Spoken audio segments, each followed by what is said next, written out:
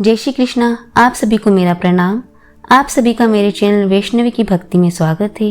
दोस्तों, आज हम जानेंगे कि जो अक्षय तृतीया है वह क्यों मनाई जाती है, उसके महत्व के बारे में जानेंगे और इसके साथ में जो पौराणिक कथाएं जुड़ी है उसका भी मैं वर्णन करूंगी। इसके पहले भी मैंने एक वीडियो बनाया था कि अक्षय तृतीया के दिन किस तरह से आप देवी माँ लक्ष्मी को प्रसन्न करें और किस तरह से पूजा विधि करें उनकी, और शुभ मुहूर्त का भी वर्णन किया है। अगर आपने वह वीडियो नहीं देखा तो प्लीज़ उसे ज़रूर देखिएगा। जैसे कि जानते हैं आप, अक्षय तृतीया 14 मई को बताई जा रही है। अक्षय तृतीया का जो शुभ मुहूर्त है प्रातः 5:38 से प्रारंभ होकर 15 मई को प्रातः 8 बजे तक रहेगी। अक्षय तृतीया का जो महत्व है, अक्षय तृतीया के दिन ही माँ रेणुका के गर्भ से श्री विष्णु के अवतार भगवान श्री परशुराम अवतरित हुए थे। इसी तिथि के साथ पुराणों की अहम वृत्तांत भी जुड़े हुए हैं। जिसे बताया जाता है सतयुग और त्रेता युग का भी प्रारंभ हुआ था। भगवान विष्णु के अवतार नर नारायण और हयग्रीव का भी अवतरण हुआ था। ब्रह्मा जी के पुत्र अक्षय कुमार का भी आविर्भाव आज ही के दिन हुआ था। वेद व्यास एवं श्री गणेश द्वारा महाभारत ग्रंथ के लेखन का प्रारंभ भी आज ही हुआ था। साथ में महाभारत का जो युद्ध हुआ था उसी का समापन भी अक्षय तृतीया के दिन ही हुआ था। और पवित्र नदियों में गंगा माँ का पृथ्वी में आगमन भी आज ही के दिन हुआ था। भक्तों के लिए जो तीर्थ स्थल भी बद्रीनाथ के कपाट भी इसी तिथि के दिन खोले जाते हैं। वृंदावन के श्री बांके बिहारी जी मंदिर में संपूर्ण वर्ष में केवल एक बार इस तिथि में ही विग्रह के चरणों का दर्शन होता है। अक्षय तृतीया सर्व सिद्धि अबुझ मुहूर्त जो तिथि होती है, इसमें विवाह गृह प्रवेश जैसे शुभ कार्य भी बिना पंचांग देखे इस तिथि में किए जाते हैं। इस दिन पितृ पक्ष में किए गए पिंडदान का अक्षय परिणाम मिलता है।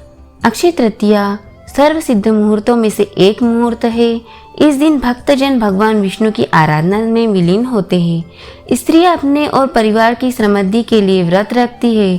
ब्रह्मा मुहूर्त में गंगा स्नान या घर में ही गंगा जल मिलाकर स्नान करके श्री विष्णु जी और माँ लक्ष्मी की प्रतिमा पर अक्षत चढ़ाना चाहिए। शांत चित्त से उनकी श्वेत कमल के पुष्प या श्वेत गुलाब धूप अगरबत्ती एवं चंदन इत्यादि से पूजा अर्चना करनी चाहिए। नैवेद्य के रूप में जो गेहूं या सत्तू ककड़ी चने की दाल आदि का चढ़ावा करे। इसी दिन ब्राह्मणों को भोजन करवाए और उनका आशीर्वाद प्राप्त करे। साथ ही फल फूल बर्तन वस्त्र गो भूमि जल से भरे घड़े कुल्हड़ पंखे खड़ाऊ चावल नमक घी खरबूजा चीनी साग आदि दान करना पुण्यकारी माना जाता। अक्षय तृतीया के जो प्रमुख पौराणिक कथाएं हैं वह भी मैं आपको बताती। चमत्कारिक अक्षय पात्र प्राचीन ऋषि मुनियों के पास हुआ करता था। अक्षय का अर्थ है जिसका कभी क्षय या नाश न हो। दरअसल एक ऐसा पात्र जिसमें से कभी भी अन्न और जल समाप्त नहीं होता। जब भी उसमें हाथ डालो तो खाने की मनचाही वस्तु निकाली जा सकती है। अक्षय पात्र से संबंधित एक स्रोत भी है। महाभारत में अक्षय पात्र संबंधित एक कथा है। जब पांचों पांडव द्रौपदी के साथ 12 वर्षों के लिए जंगल में रहने चले गए थे, तब उनकी मुलाकात कई तरह के साधु संतों से होती है। कुटिया बनाकर रहने के बाद उनके यहाँ भ्रमणशील साधु संतों के जत्थे उनसे मिलने के लिए या कुटिया में प्रवास करने के लिए वहां आते थे। अब पांचों पांडवों सहित द्रौपदी के समक्ष यही प्रश्न होता था कि वे 6 प्राणी अकेले भोजन कैसे करें और उन सैकड़ों हजारों के लिए भोजन कहाँ से आए। तब पुरोहित धौम्य उन्हें सूर्य की 108 नामों के साथ आराधना करने के लिए कहते हैं। युधिष्ठिर इन नामों का बड़ी आस्था के साथ जाप करते हैं।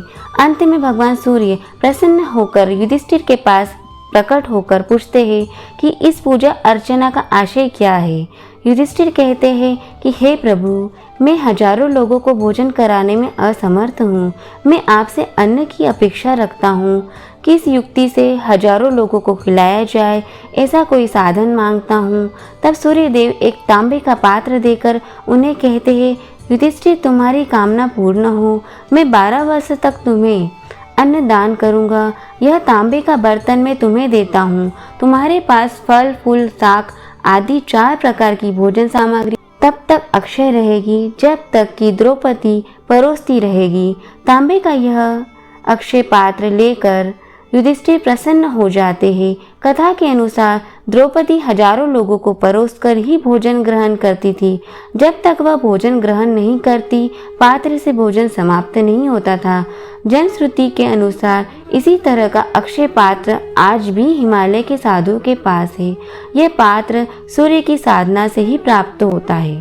श्री कृष्ण से संबंधित एक और कथा है अक्षय तृतीया के संबंध में जो प्रचलित है।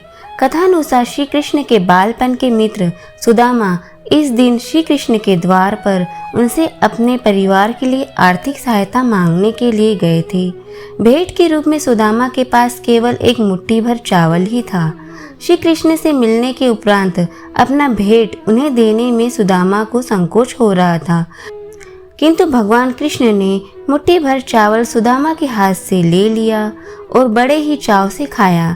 चूंकि सुदामा श्री कृष्ण के अतिथि थे, श्री कृष्ण ने उनका भव्य रूप से आदर सत्कार किया।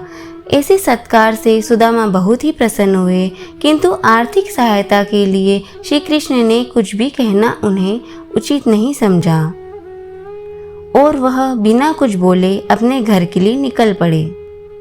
जब सुदामा अपने घर पहुँचे तो दंग रह गए। उनके टूटे फूटे झोपड़े के स्थान पर एक भव्य महल था और उनकी गरीब पत्नी और बच्चे नए वस्त्राभूषण से सुसज्जित थे।